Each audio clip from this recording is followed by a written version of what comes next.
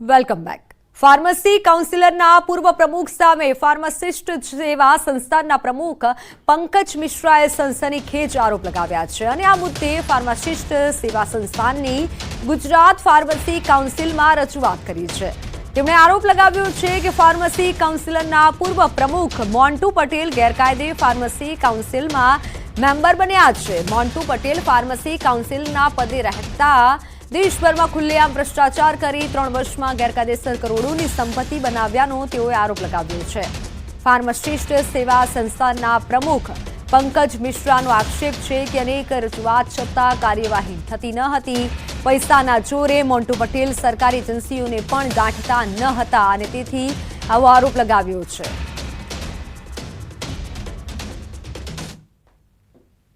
अवैध तरीके से दस्तावेज़ों को छुपाते हुए दमन एंड दीप से उन्होंने अवैध तरीके से सेक्शन 3H में मेंबर के लिए नॉमिनेशन करवाया दिल्ली फार्मेसी काउंसिल के लिए.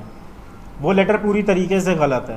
अगर आप उसको देखेंगे, हमारे फार्मेसी एक्ट में प्रोविज़न है कि जो फार्मासिस्ट जहाँ रजिस्टर्ड होगा वहीं पर ही वो व्यवसाय करेगा, वहीं की काउंसिल उसका रजिस्ट्रेशन करेगी. मोंटू कुमार पटेल ना तो दमन एंड दीप के निवासी हैं और ना ही वहाँ पर उनका रजिस्ट्रेशन है. गुजरात फार्मेसी काउंसिल में मोंटू कुमार पटेल का रजिस्ट्रेशन है, जो कि मेरी शिकायती पत्र में लिखा हुआ है, स्पष्ट रही है. मेरा सबसे बड़ा एलिगेशन भी है, जब सीबीआई के पास में सारे सबूत हैं, सेंट्रल मिनिस्ट्री ने खुद जांच सौंपी सीबीआई को, तो तथ्यों के आधार पर जांच सौंपी गई तो उस पर सीबीआई को सबसे पहले FIR रजिस्टर करनी चाहिए और उसके बाद गिरफ्तारी करनी चाहिए. लेकिन आज तक सीबीआई ने गिरफ्तारी तो दूर, मोंटू कुमार पटेल के खिलाफ कोई एक्शन तक नहीं लिया. और मोंटू कुमार पटेल को सीबीआई ने खुद कई बार लेटर लिखा कि आप ये हमारे पॉइंट्स हैं, इन पॉइंट्स पे आप हमें रिप्लाई दीजिए, इन पॉइंट्स पे हमें रिप्लाई दीजिए. लेकिन मोंटू कुमार पटेल की गुंडागर्दी देखिए, आज तक सीबीआई को उन्होंने रिप्लाई नहीं दिया. આજે ભીમ અગિયારસના દિવસે અમદાવાદમાં જગન્નાથજીના મંદિરમાં ભક્તોની ભીડ ઉમટી છે. અગિયારસના દિવસે અહીં ભક્તો કેરી, માટલી અને સુપડું ચડાવી ભગવાન જગન્નાથજીની આગતા સાકતા કરે છે. જે શુદ્ધ એકાદશી એને નિર્જળા એકાદશી કહેવામાં આવતી હોય છે અને આખા વર્ષની આ મોટી એકાદશી મનાવવામાં આવતી હોય છે. એમ કહેવાય છે કે આપણે 12 મહિનાની કોઈ પણ એકાદશી થાય નહીં, પણ આજની એકાદશીનું વ્રત કરવામાં આવે તો 12 મહિનાની એકાદશીનું ફળ આપણને પ્રાપ્ત થતું હોય છે.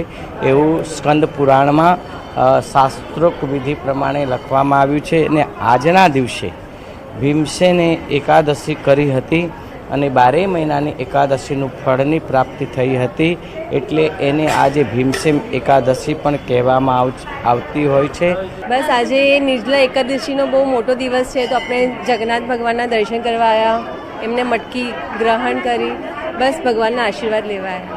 આજે છે ભીમ અગિયારસ અને ભીમ અગિયારસના દિવસે અલગ અલગ રીતે મહિમા રહેલો છે અને અલગ અલગ રીતે લોકો ભીમ અગિયારસના તહેવારને ખાસ કરીને બનાવતા હોય છે. આ એક તહેવાર જ કહી શકાય, કારણ કે અનેક પરંપરાઓ સાથે જોડાયેલી છે આજની આ તિથિ, અને તેની સાથે ખાસ કરીને અલગ અલગ રીતે લોકો આજના દિવસને બનાવે છે. અજવાળી અગિયારસના દિવસે આપ જોઈ રહ્યા છો અમદાવાદના જમાલપુર વિસ્તારમાં આવેલા જગન્નાથ મંદિરના દ્રશ્યો, કે જ્યાં લોકો માટલી અને શીતળ જળ સાથે આમ્રફળ ચડાવી રહ્યા છે, સાથે જ પંખો છે તે ભગવાનને ચડાવી રહ્યા છે. એવું કહેવામાં આવે છે કે ગરમીના દિવસોની અંદર ભગવાન વિષ્ણુને ખાસ કરીને આ પ્રકારે જો ચડાવવામાં આવે આમ્રફળ અને સાથે જ જો પંખો અને તેની સાથે શીતળ જળ ચડાવવામાં આવે તો ખાસ કરીને ખૂબ જ પાવન દિવસ ગણવામાં આવે છે. અને તેને કારણે ખાસ કરીને ભગવાન વિષ્ણુને આ પ્રકારે આમ્રફળ ચડાવવાનો ખૂબ જ મહિમા છે. જગન્નાથ ભગવાન એ પણ ભગવાન વિષ્ણુનું એક સ્વરૂપ હોવાને કારણે લોકો અહીં આવતા હોય છે અને ખાસ કરીને દર્શન કરતા હોય છે. બેન, શું નામ છે તમારું? ક્યાંથી આવ્યા છો? હું થલતેજથી આવી છું. હા. શું ચડાવ્યું ભગવાનને? મેં માટલી અને પંખો અને આમ કારણ છે શું? કયા કારણ? શીતળતા અને ગરમીના લીધે અમે શીતળતાના કારણે અમે આ જગન્નાથજીના મંદિરે દર સાલ આવીએ છીએ અને આ જગન્નાથજીના મંદિરે અમે દર્શન કરીએ છીએ. તમે ક્યાંથી આવ્યો છો? બાપુનગર. દર્શન કેવા થયા તમારા? બહુ સરસ થયા. સરસ થયા. શું ચડાવ્યું? ભગવાનને પાણી ચડાવ્યું માટલી ફળ અનેક ફળ ચડાવાય છે ભગવાનને. તો અહીં ભગવાનને અનેક ફળ ચડાવતા હોય છે અને સાથે જ આપ જોઈ રહ્યા છો ખાસ કરીને આમ્રફળ ચડાવવાનું ખૂબ જ મહત્વ છે. ભીમ અગિયારસના દિવસે દરેક મંદિરોમાં ખૂબ જ મહિમા રહેલો છે અને લોકો ખાસ કરીને દર્શને જતા જ હોય છે, પરંતુ અમદાવાદના જમાલપુર વિસ્તારમાં આવેલા જગન્નાથ મંદિરમાં ખાસ કરીને ભીમ અગિયારસ એટલે કે અજવાળી અગિયારસની તિથિ ઉપર અહીં લોકો છે શીતળ જળ માટલીમાં ચડાવતા હોય છે, કેરી ચડાવતા હોય છે અને આજના દિવસે ભગવાનના દર્શન કરીને ધન્યતા અનુભવતા હોય છે. કેમેરા પર્સન નિલેશ સોસા સાથે દીપિકા કુમાર, ન્યૂઝ 18 ગુજરાતી, અમદાવાદ. અમદાવાદમાં 147મી રથયાત્રાની પૂરજોશમાં તૈયારી ચાલી રહી છે. અખાડાઓ દ્વારા પણ કરતબોની પ્રેક્ટિસ શરૂ કરી દેવાઈ છે. ભગવાન જગન્નાથની રથયાત્રામાં અખાડાના કરતબોમાં જ ખાસ આકર્ષણ જમાવે છે. ત્યારે આ વર્ષે કુંગ ફૂનના અદ્ભુત સ્ટન્ટ સાથે અલગ અલગ સ્ટન્ટ પણ જોવા મળી રહ્યા છે. અમદાવાદની રથયાત્રામાં બરંડી, લાકડી, ભાલા સાથે તલવારબાજીના અલગ અલગ સ્ટન્ટ જોવા મળશે. ઐતિહાસિક પરંપરા પ્રમાણે રથયાત્રામાં અખાડાનું અનેરું મહત્વ હોય છે. ત્યારે નાથની નગરચર્યા માટે 30 જેટલા અખાડા પોતાની કરતબબાજીની ઝાંખીનું પ્રદર્શન કરશે. રથયાત્રામાં અખાડા માટે કરતબબાજોમાં નાના બાળકોથી લઈ મોટાઓમાં પણ કસરતના ખેલ જોવા મળે છે. ત્યારે આ ખેલમાં સ્ટન્ટ પણ જોઈ દંગ રહી જાવ તે પ્રકારના સ્ટન્ટ માટે 1.5 મહિનાથી તૈયારીઓ ચાલતી હોય છે. રથયાત્રા પૂર્વે ખાસ કરીને અખાડાની વિશેષ તૈયારી થઈ રહી છે અને આપ મારી પાછળ જોઈ રહ્યા છો તમામ જે અખાડાવાળા છે તમામ લોકો આ પ્રકારે કરતબ કરી રહ્યા છે, દાવ કરી રહ્યા છે અને ખાસ કરીને રથયાત્રાના દિવસે તેઓ વિશેષ પ્રકારે આ પ્રકારે અંગ પ્રદર્શન કરશે અને સાથે જ દાવ કરશે.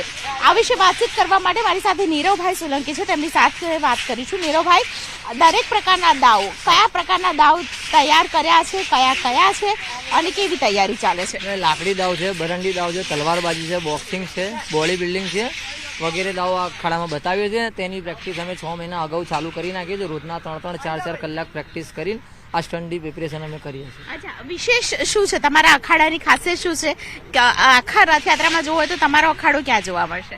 અમારો 2 નંબરનો જય મહાકાળી અખાડા નંબર છે. એનામાં બોડી બિલ્ડિંગ બહુ સૌથી મોસ્ટ ઇમ્પોર્ટન્ટ છે અમારા માટે, કેમ કે મોટી ઉંમરથી લઈને નાની ઉંમરના સાથે ઉભા રહીને. અમરેલીમાં વરસાદી માહોલમાં વનરાજાની શાહી લટાર જોવા મળી. છલોછલ ભરેલા ચેકડેમ પરથી પસાર થતા સિંહનો વિડીયો વાયરલ થયો છે. બંને તરફ પાણી છે. ચેકડેમ પર ડાલાબથ્થા સાવજની મનમોહક રજવાડી ચાલ જોવા મળી.